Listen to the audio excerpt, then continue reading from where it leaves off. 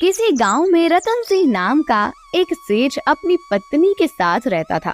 उसका एक ही बेटा था जो व्यापार के काम से परदेश गया हुआ था। गांव के लोग सेठ के पास अपनी समस्याएं लेकर आते। रतन सिंह गांव का सेठ होने के साथ अक्लमंद भी था, इसलिए उसको लोगों की समस्याएं सुलझाने में बहुत आनंद आता था।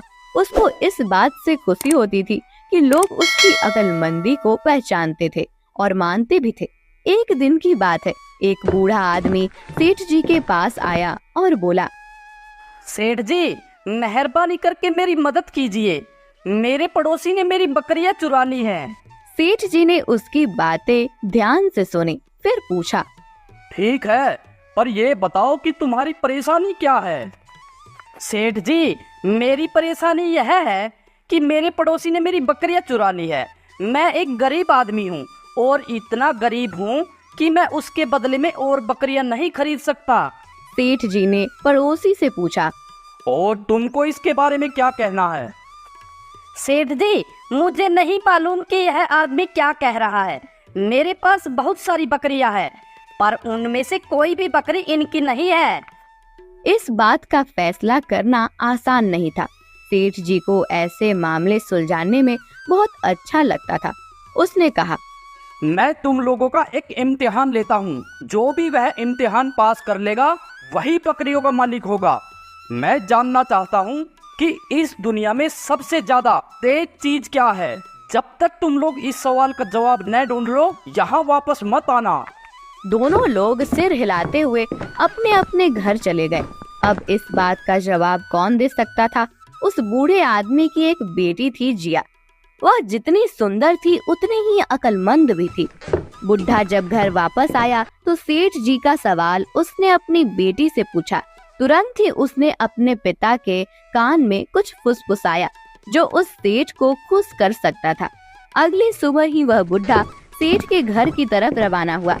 सेठ ने जब बूढ़े को देखा तो वह आश्चर्य में पड़ गया और बोला, अरे, क्या तुमको मेरे सवाल का जवाब मिल गया?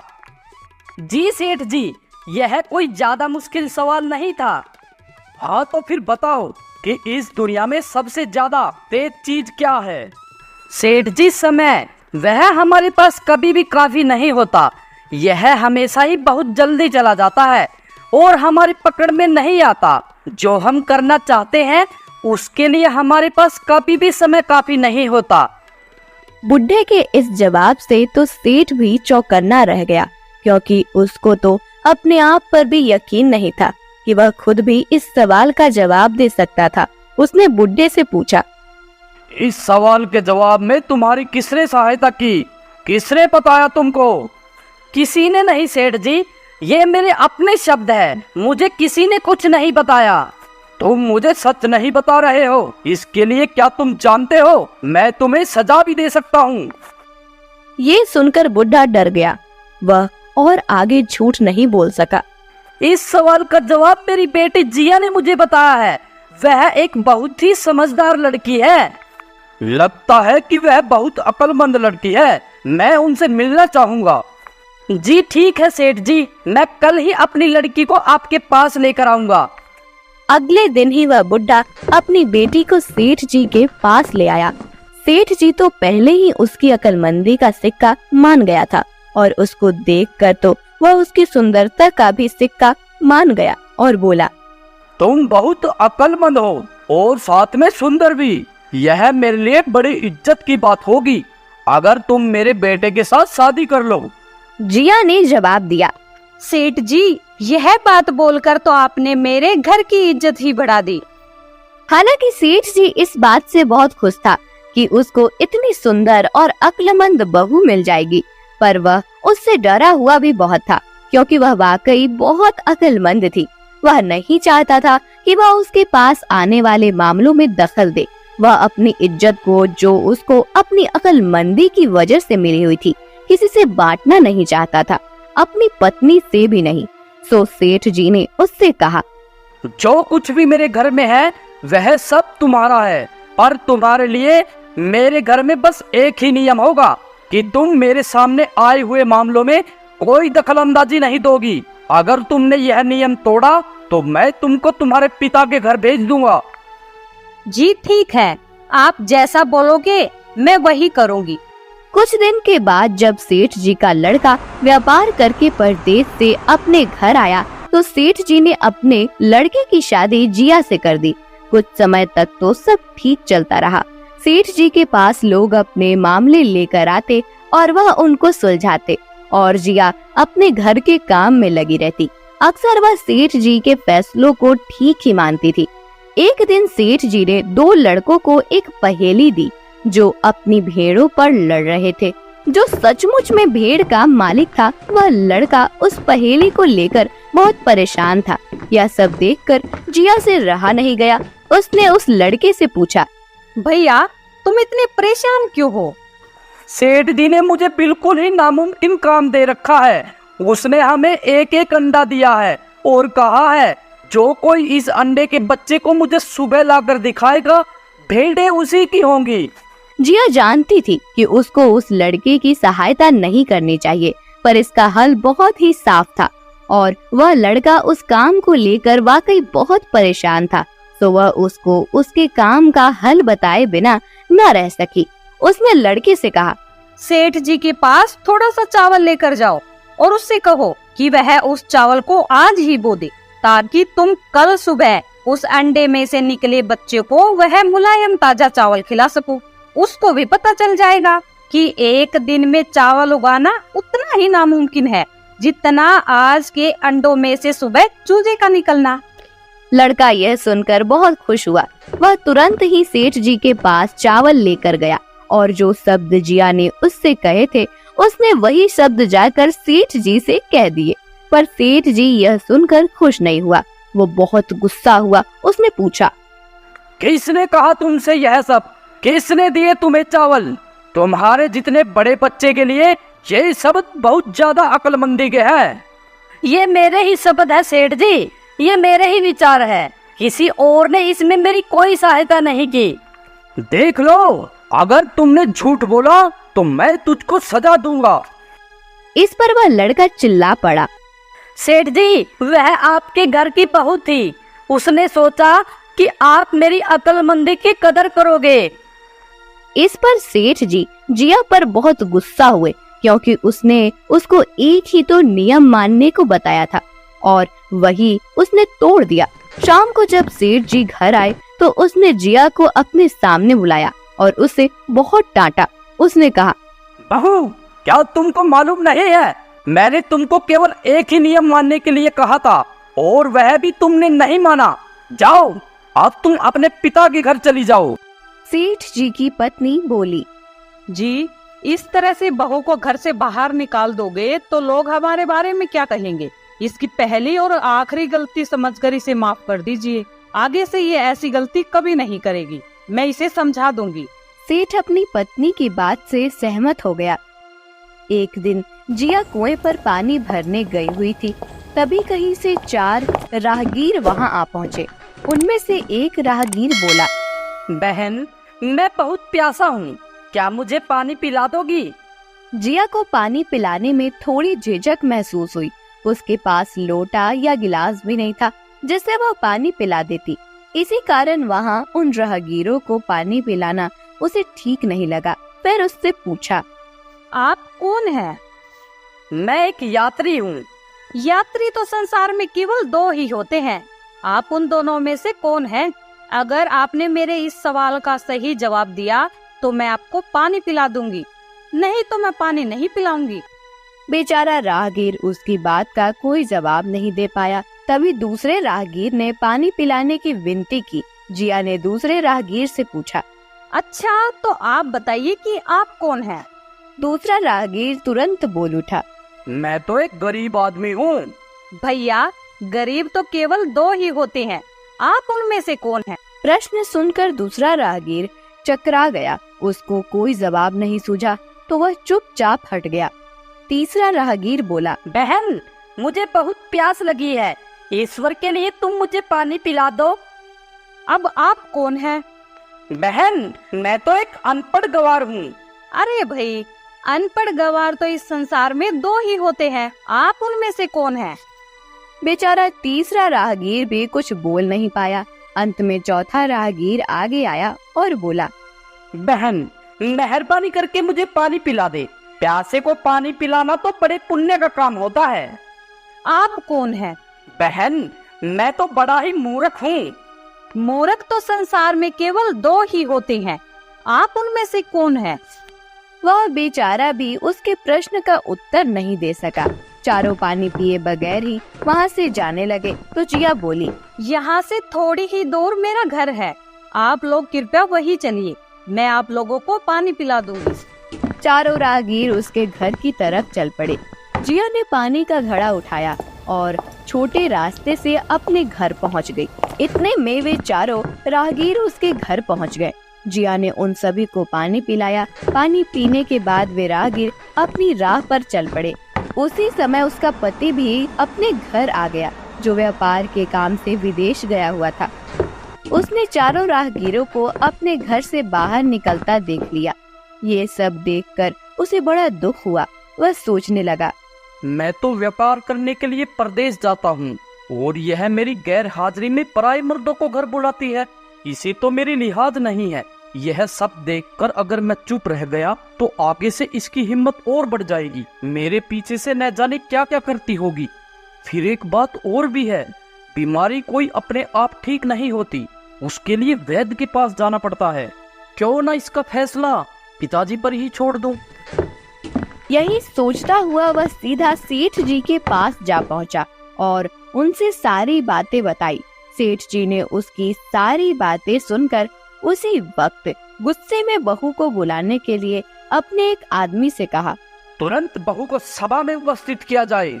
उस आदमी को अपने घर पर आया देख उस सेठ की पत्नी ने अपनी बहू से पूछा, क्या बात है बहू रानी, तुम्हारी किसी से कहा सुनी हो गई क्या, जो उनकी शिकायत पर तुम्हारे पिताजी ने तुम्हें बुलाने के लिए अपने आदमी भेज दिए? जिया ने सास की चिंता को दूर करते हुए कहा, नहीं सासू माँ, मेरी किसी से कोई कहा सुनी नहीं हुई, आप बिल्कुल भी फिक्र ना करें। फिर वह उस आदमी के साथ सेठ जी के पास चली गई। सेठ ने बहू से पूछा, तुम दूसरे मर्दों को घर क्यों बुला लाई, जबकि तुम जानती थी कि तुम्हारा पति घर पर नहीं है? जी, मैंने तो केवल कर्तव्य का पालन किया है। प्यासे को पानी पिलाना कोई अपराध नहीं है, यह हर गृहिणी का कर्तव्य है। जब मैं कुएं पर पानी भरने गई थी तब तन पर मेरे कपड़े अजनबियों के सामने उपस्थित होने के नहीं थे, इसी कारण उन राहगीरी को कुएं पर पानी नहीं पिलाया। उन्हें बड़ी प्यास लगी थी और मैं उन्हें पानी पिलाना चाहती थी, इसलिए उनसे मैंने मुश्किल प्रश्न पूछे और जब वे उनका उत्तर नहीं दे पाए तो उन्हें घर बुला लाई। घर पहुंचकर ही उन्हें पानी पिलाना उचित था। सेठ जी को बहू की बात ठीक लगी। सेठ जी को उन प्रश्नों के बारे में जानने की बड़ी उत्सुकता हुई जो बहू ने चारों राहगीरों से पूछे थे। भला मैं भी तो सुनूं कि वे कौन से प्रश्न थे जिनका उत्तर वे लोग नहीं दे पाए। बहू ने तब वे सभी प्रश्न दोहरा दिए। बहू के प्रश्न सुनकर सेठ जी और सभा में बैठे सभी लोग चकित रह गए।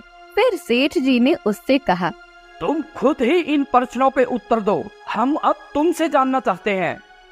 जी, मेरे पहले प्रश्न का उत्तर है कि संसार में सिर्फ 2 ही यात्री है, सूर्य और चंद्रमा।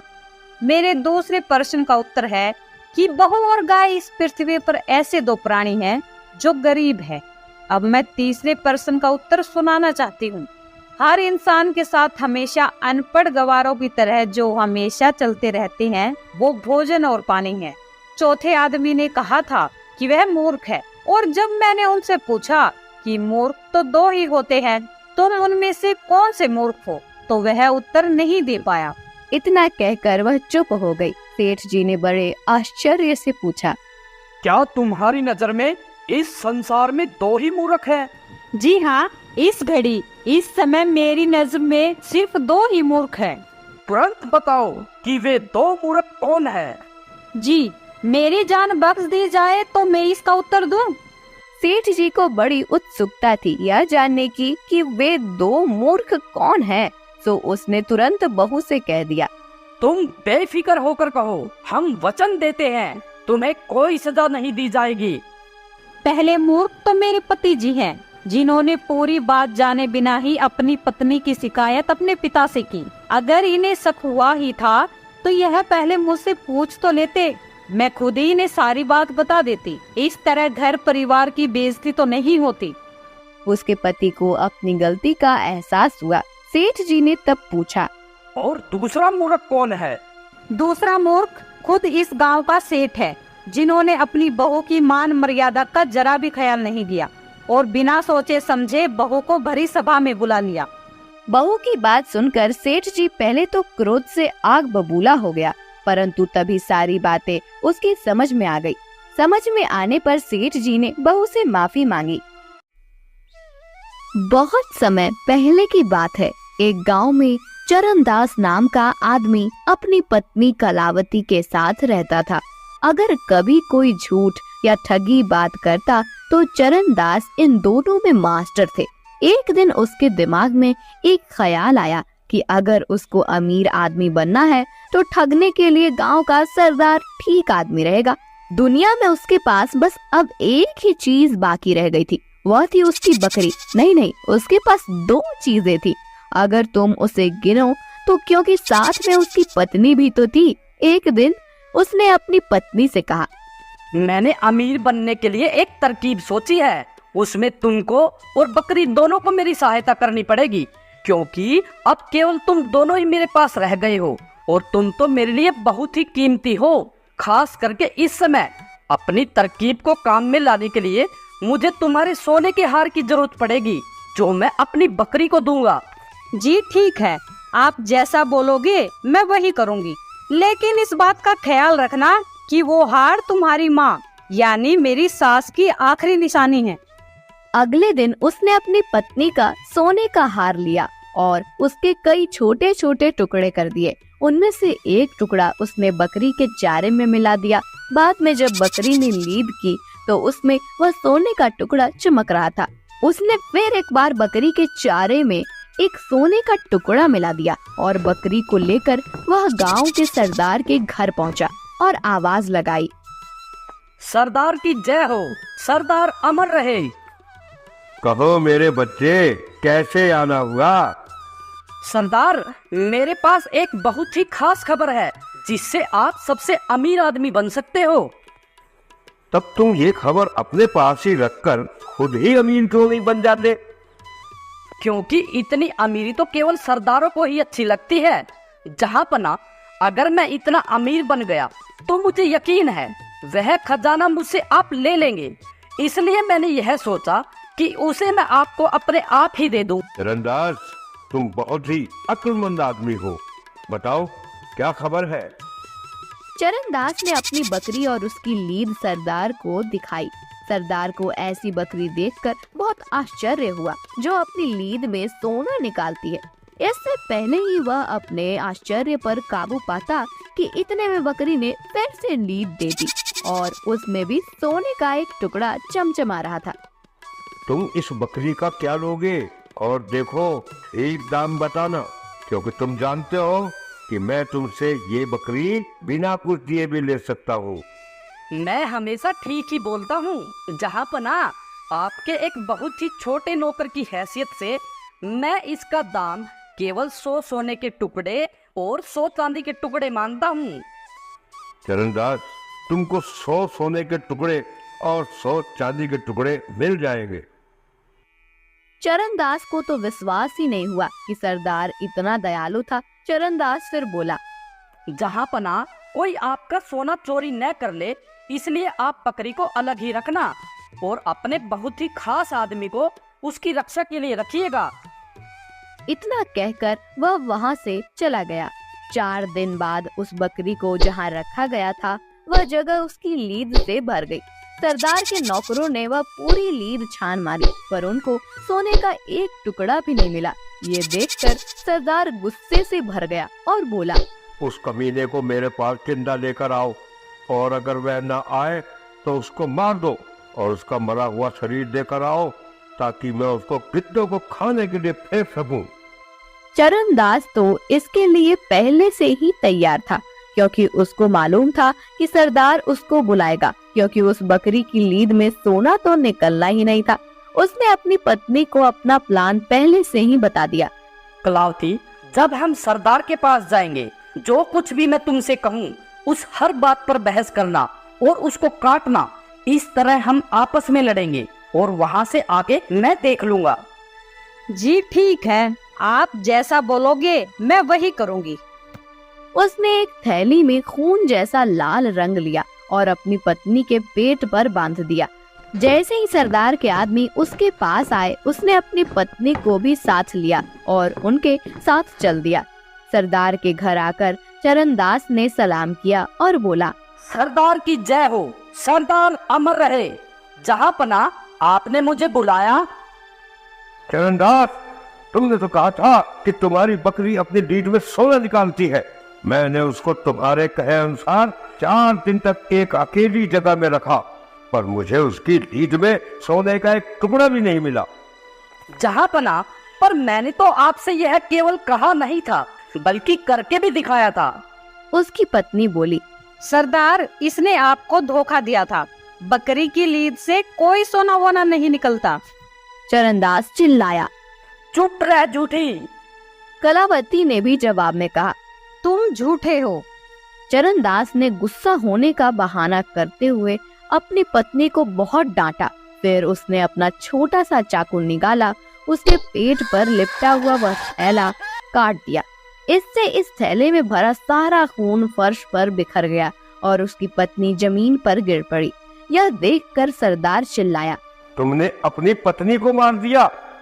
आपने मुझे बुलाया था ना? क्यों बुलाया था? जल्दी बताइए, ताकि मैं अपनी पत्नी को फिर से जिंदा कर सकूं।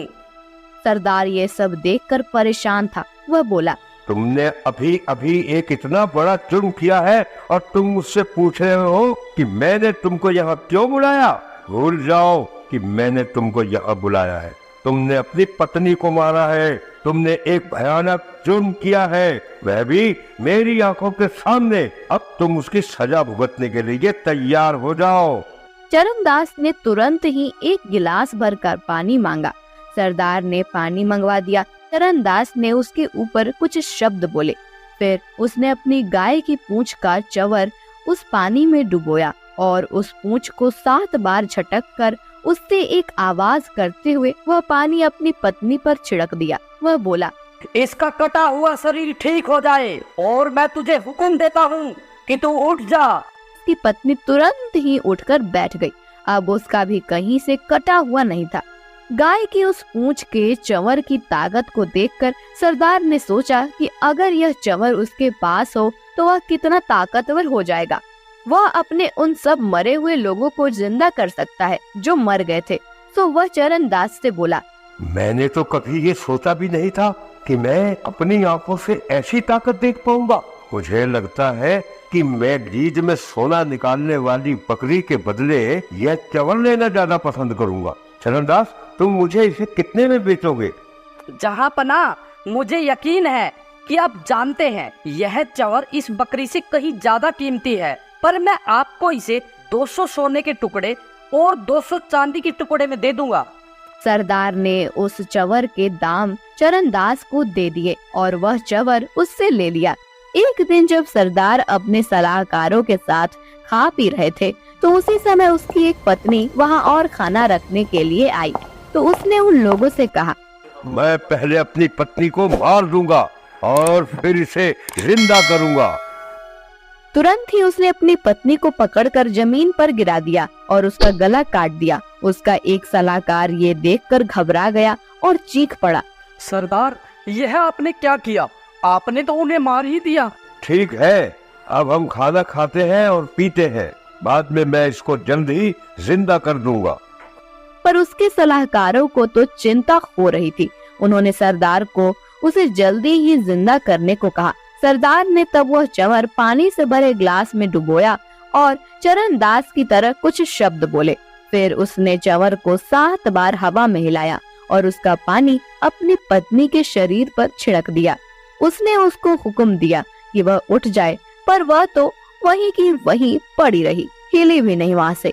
उसने वह सब एक बार और दोहराया पर फिर भी कुछ नहीं हुआ। ये देखकर वह खुद भी डर गया। उसने अपने नौकरों को फिर से चरणदास को लाने के लिए कहा और बोला, अब की बार तो चरणदास को मरना ही पड़ेगा। नौकर चरणदास को सरदार के पास ले आए।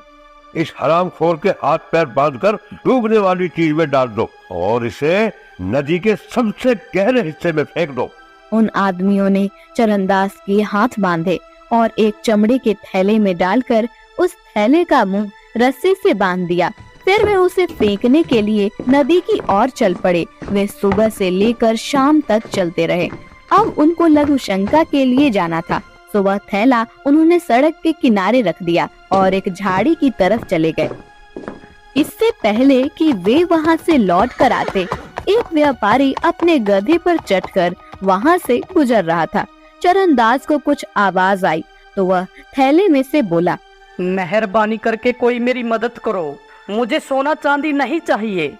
सरदार अपनी जिंदगी बचाने के लिए मुझे अपना खजाना देना चाहता है, पर मुझे उसका कोई खजाना वजाना नहीं चाहिए। मैं गरीब ही ठीक हूँ। तुम पागल हो गए हो क्या? अरे हर आदमी अमीर होना चाहता है और तुम कह रहे हो कि तुम गरीब ही ठीक हो। हाँ, मैं ठीक कह रहा हूँ। वह खजाना तुम ले लो। यह पैसा मेरे लिए हमेशा से ही एक परेशानी रहा है। तुम मुझे खोल दो और तुम मेरी जगह इस थैले में बैठ जाओ। मुझे वह खजाना नहीं चाहिए, वह खजाना तुम ले लो। उस आदमी ने तुरंत ही वह थैला खोला, चरणदास को बाहर निकाला और खुद उस थैले में बंद हो गया। चरणदास उस आदमी के गधे पर बैठकर वहां से चला गया। कुछ ही देर में सरदार के आदमी लघु शंका से वापस आ गए। उन्होंने वह थैला उठाया और उसे उठाकर चल दिए।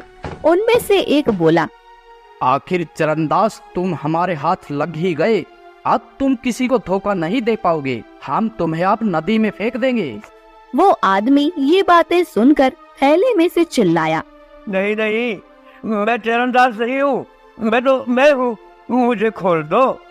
हाँ हाँ, वह तुम ही हो, वह तुम ही हो। ये कहकर उन्होंने उस थैले को नदी में फेंक दिया और सरदार के पास लौट गए।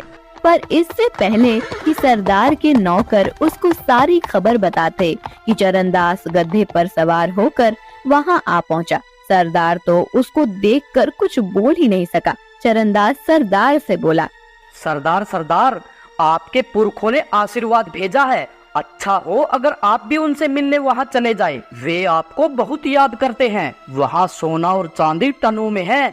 वे चाहते हैं कि आप खुद वहाँ जाकर वह सोना चांदी ले आए। आपको वहाँ जरूर जाना चाहिए जहाँ मैं गया था। जब तक आप वहाँ से लौटकर नहीं आते तब तक मैं यहाँ रहता हूँ। यह सुनकर सरदार ने अपने गांव वालों को बुलाया और उनसे कहा, चरणदास ने मेरे पुरखों को देखा है, मैं भी उनको देखने जाना चाहता हूँ। जब तक मैं उनके दर्शन करके नहीं आता तब तक यह चरणदास ही तुम्हारा सरदार रहेगा। चरणदास ने सरदार के नौकरों से सरदार को वैसे ही चमड़े के थैले में बांधकर नदी के सबसे गहरे हिस्से में फेंक देने के लिए कह दिया। सरदार के आदमी सरदार को थैले में बांधकर नदी पर ले गए और उसको नदी में फेंक दिया। चरणदास ने उस गांव पर कई सालों तक राज किया और जब सरदार वापस नहीं आया तो वह उस गांव का असली सरदार बन गया। इस तरह से गांव का वह ठग गांव का असली सरदार बन गया। इस वीडियो को लाइक करें, हमारे चैनल को सब्सक्राइब करें और बेल आइकन जरूर प्रेस करें हमारी न्यू वीडियो सबसे पहले देखने के लिए।